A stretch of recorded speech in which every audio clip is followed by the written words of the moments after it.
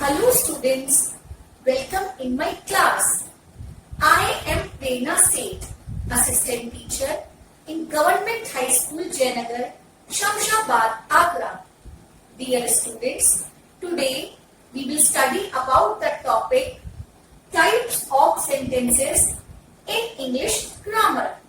Students, in this class we will study about definition of sentence, identify sentence, phrase and clause, kinds of sentences according to function, kinds of sentences according to structure. So students, moving forward, let us have a look at these group of words. Leaking the roof. These made of are stone houses. Students, do you think that these group of words make any sense? No, these group of words do not make any sense. Now, read another group of words. The roof is leaking. These houses are made of stone. Do you think, students, that these group of words make any sense?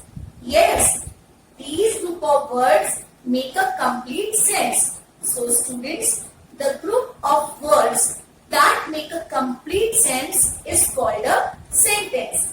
Let us read the definition of a sentence.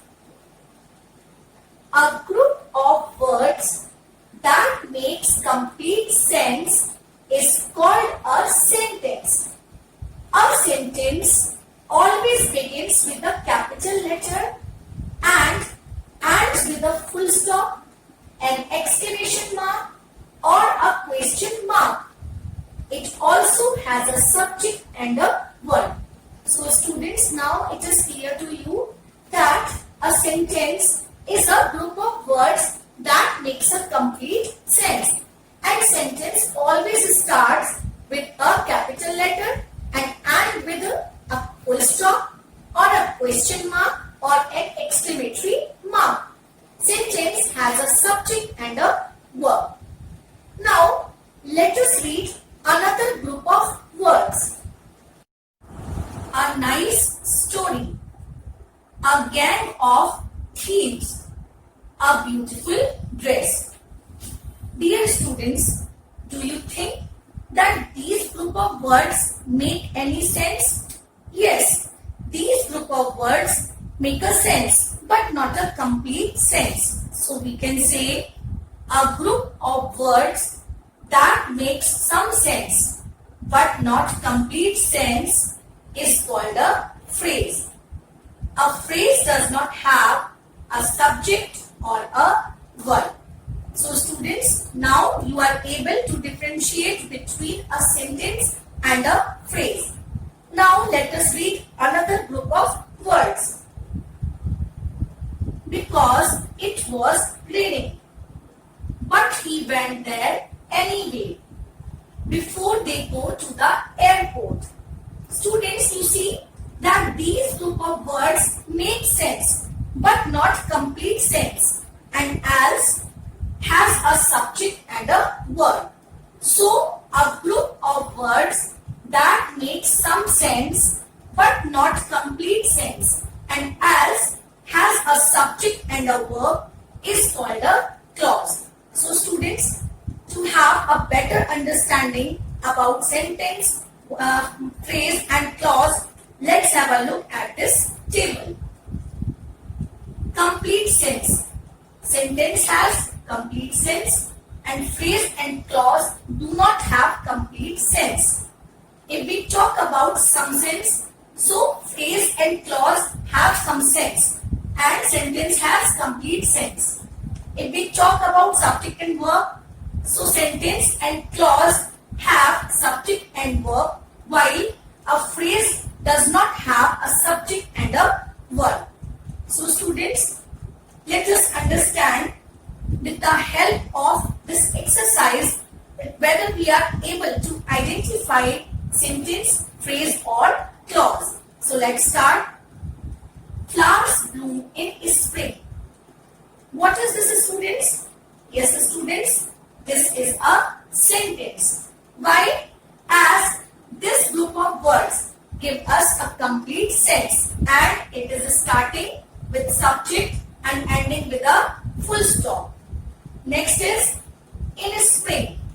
It is a phrase as it is giving us some sense but not a complete sense, and it does not have a subject and a verb. We greeted each other. Yes, students, this is an example of sentence. Why it is a sentence? As this group of words is giving us complete sense and it is starting with subject as a verb greeted, so we can say that this is a sentence. Because it was raining. Yes, students, this is an example of clause. Why? Because this sentence is giving us some sense but not a complete sense, and it has a subject it and verb was. The plan of the city. What is this, students? Yes, this is an example of phrase. Why it is an example of phrase? As it is giving us some sense, not complete sense, and it does not have subject and a verb. At the station. Again, it is an example of a phrase. Why? As this is not giving us complete sense and it does not have a subject and a verb. So students, at the station is an example of a phrase. Are you going to the mall? This is an example of sentence. Why? As this has subject you and verb are going, and it is ending with a question mark, so we can say that this sentence, this group of words is a sentence. Until I come back. Yes, students, this is an example of a phrase. Clause. As this has a subject I and verb come, and the sentence is not giving us complete sense. So we can say that this is an example of a clause. So students, according to functions, sentences can be classified into 4 kinds. These are declarative sentences, interrogative sentences, imperative sentences, and exclamatory sentences. Let us learn more about them. Declarative sentences. These sentences state some facts. They are also called assertive sentences. We put a full stop at the end of a declarative sentence. For example, Rekha is learning her lesson. This example, the sentence is stating a fact that Rekha is learning her lesson, and it has a full stop at the end of the sentence. So we can say that this sentence is a declarative sentence. Interrogative sentences. These sentences ask a question. We put a question mark at the end of an interrogative sentence. For example, when will you come to Delhi? Student, as you can see that this sentence is asking a question that when will you come to Delhi, and it has a question mark at the end of the sentence. So we can say that this sentence is an example of interrogative sentence. Let's come to another kind of sentence, that is imperative sentence.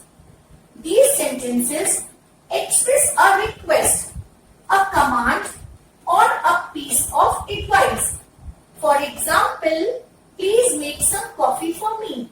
So students, you can see that this sentence is expressing a request. So we can say that this sentence is an example of imperative sentence. Exclamatory sentence. These sentences express sudden emotions and feelings. We put an exclamation mark at the end of exclamatory sentences. For example, what a lovely idea it is. So students, as you can see that this sentence expresses sudden emotions and it has a sign of exclamation at the end. So we can say that this sentence is an example of exclamatory sentence. I hope students this classification of sentences according to function is clear to you. Now let's move forward and try to understand more about declarative and interrogative sentences. So, if we talk about declarative sentences, these sentences can be classified into two kinds: affirmative sentences and negative sentences. So, students, affirmative or positive sentences. Affirmative means a positive answer. An example of an affirmative statement is answering a question with the word yes. Affirmative is defined as something that confirms the truth. He is learning his lesson. So students, as you can see that this sentence is stating a sentence, a statement with a word yes. So we can say that this sentence is in the form of affirmative sentence. Now let's move forward and talk about negative sentence.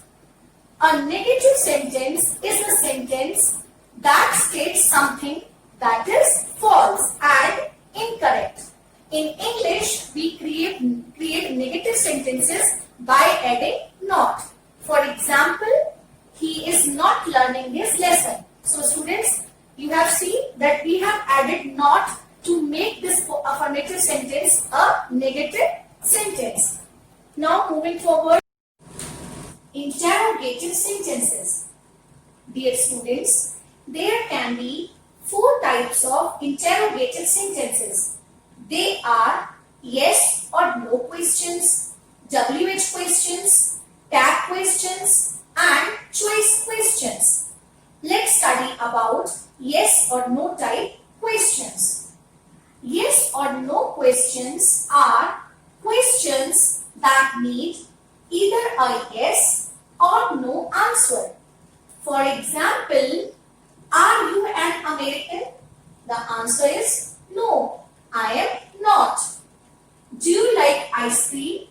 The answer might be yes, I do. So students, you saw that these sentences need either yes or no to answer these questions.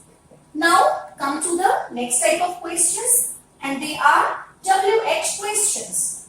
WH are questions that are asked using question words such as who, whom, what, when, where, why, how, which, or whose. For example, what is your name? Where do you live? So students, as you can see that these sentences ask a question using question words. So we can say that these are examples of WH questions. Tag questions are interrogative fragments that are added at the end of a declarative or an imperative sentence to form questions. For example, your pet loves you, doesn't it? They haven't slept, have they? So students, you can see that these sentences have a tag, doesn't it and have they. So we can say that these are examples of tag questions. Here students, I would like to tell you an important thing. Usually an affirmative statement has a negative tag. As you can see in the first example, your pet loves you. This sentence is affirmative and it has a negative tag, doesn't it? And a negative statement has an affirmative tag. As you can see, they haven't slept. The sentence is a negative sentence and it has an affirmative tag, have they. Now come to the next type of questions, that are choice questions. Choice questions are questions that provide a choice. The answer to the choice question is in the question itself. For example, would you like to go to Singapore or Bali? So students, you can see that this type of question is offering us a choice. So we can say that these are choice questions. I hope students you are able to understand these 4 kinds of interrogative sentences. Dear students, let's see whether we are able to identify these interrogative sentences and their kinds. So let's start. Is it going to snow from tomorrow? Yes, students, which kind of interrogative question it is? It is yes/no type question. Why? Because this sentence needs either a yes or no answer. When will the program begin? What kind of interrogative sentence it is? Yes, students, as this sentence is starting with a question word, so it is an example of WH questions. Which ice cream do you like more, chocolate or vanilla? As you can say that this question is offering us a choice. So we can say that this is an example of choice questions. Ram hasn't come yet. Has he? So students, you can see that this statement has a tag. So it is an example of tag questions. Do you understand French? This is again an example of yes/no questions. Why? As this sentence needs either a yes or no answer. Let's move forward and try to identify these sentences and their kinds. New leaves sprout from trees. Yes, students, this is an example of declarative sentence. Why this is an example of declarative sentence? As this sentence states a fact and it is starting with subject new leaves and ending with a full stop. Please help me. Yes, students, as you can see that this sentence offers a request and it has please in the starting and full stop in the end. So we can say that this sentence is an example of imperative sentence. How wonderfully he sings.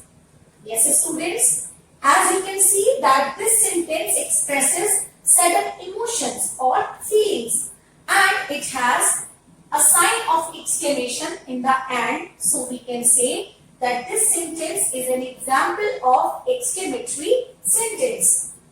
I will follow your advice.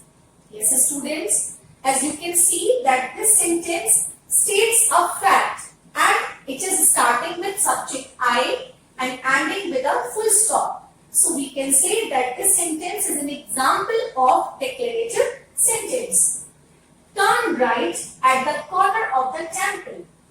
This is an example of imperative sentence. As you can see, students, that this sentence has first form of the verb in the starting and full stop in the end.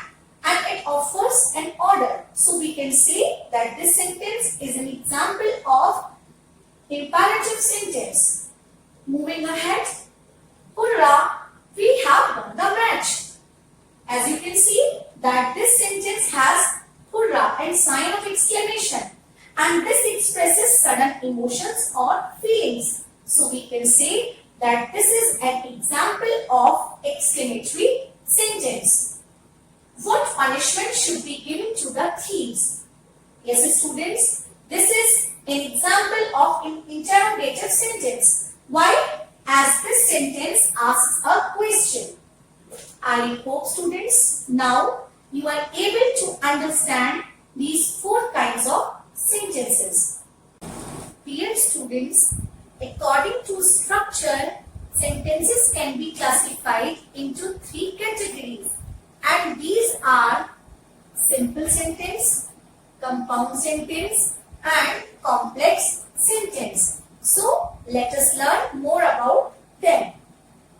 Students, here is a table that will help you to have a better understanding about these 3 kinds of sentences. So let us know about simple sentences. A simple sentence only has one clause.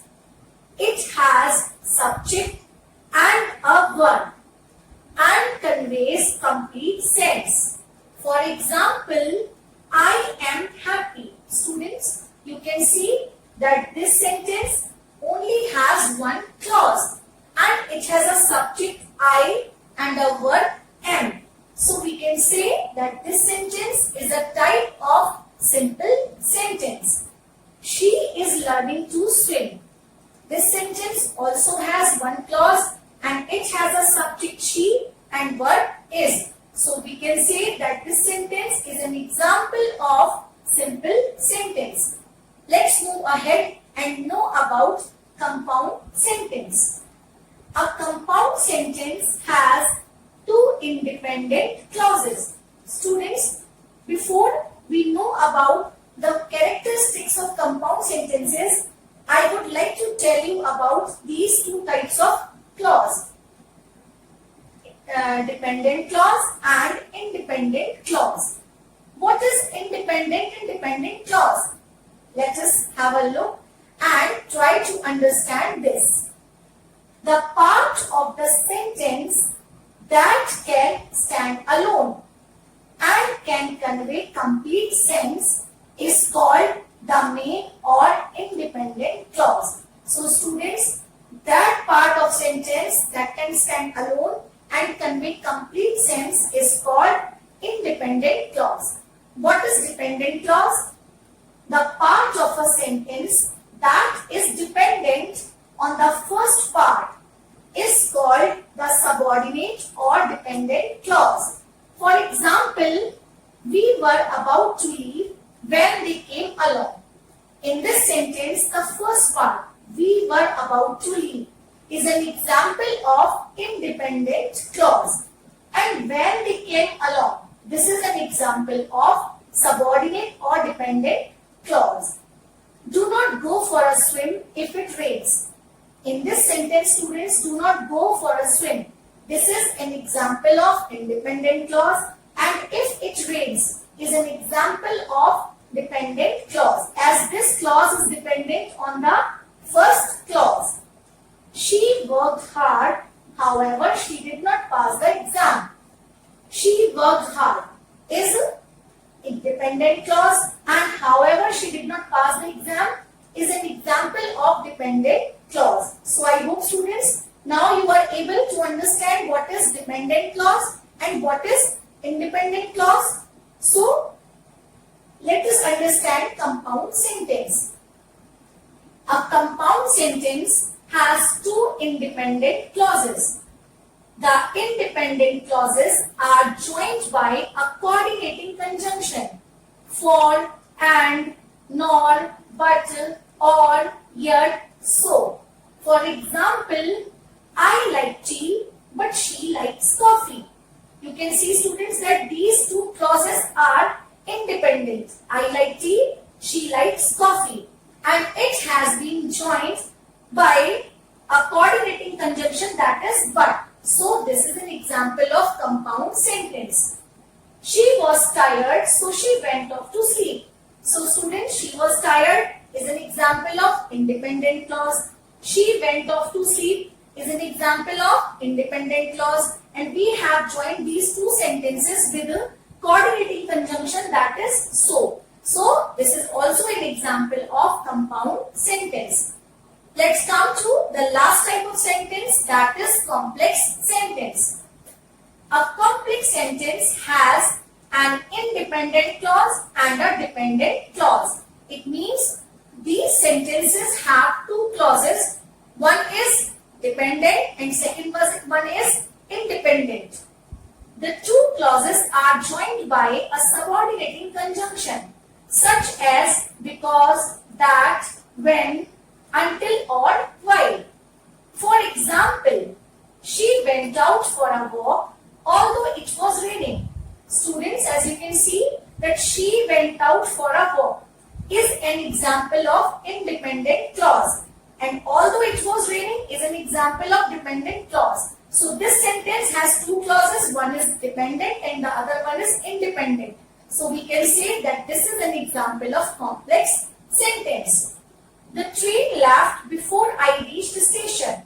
So the train left is an example of independent clause, and before I reached the station is an example of dependent clause. So this sentence also has two types of clauses. One is dependent and the other one is independent. So it is an example of complex sentence.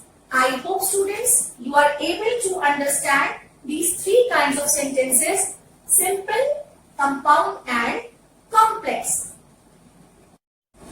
So students, let us see whether we are able to identify sentences as simple, complex or compound. So let's start. The baby cried for food.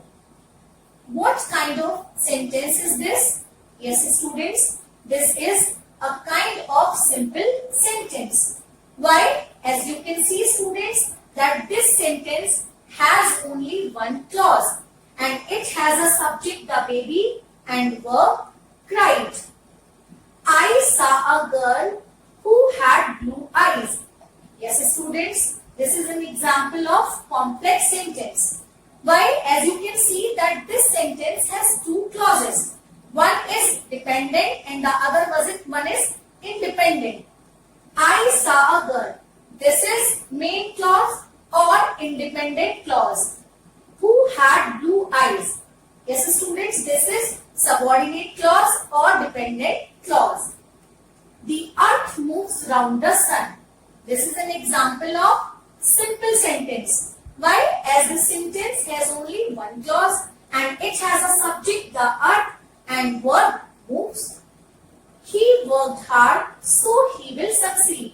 Students, this is an example of compound sentence. How? As this sentence has two independent clauses. He worked hard, he will succeed. And these two independent clauses have been joined by coordinating conjunction so. My friend invited me to a party, but I do not want to go. Yes students, this is an example of compound sentence. My friend invited me to a party, I do not want to go. These two sentences are an example of independent clauses, and we have joined these two independent clauses with a coordinating conjunction but. When I was young, we had a lot of pets. Yes students, this is an example of complex sentence as it has one clause independent and the other one is dependent. So I hope students you are able to identify sentences as simple, complex or compound. So students, I am giving you a home assignment. I hope you will do it with proper care and attention. Write the definition of sentence with examples. According to function, how many kinds of sentences are there? According to structure, how many kinds of sentences are there? I hope students you have no doubts regarding the kinds of sentences. Thank you.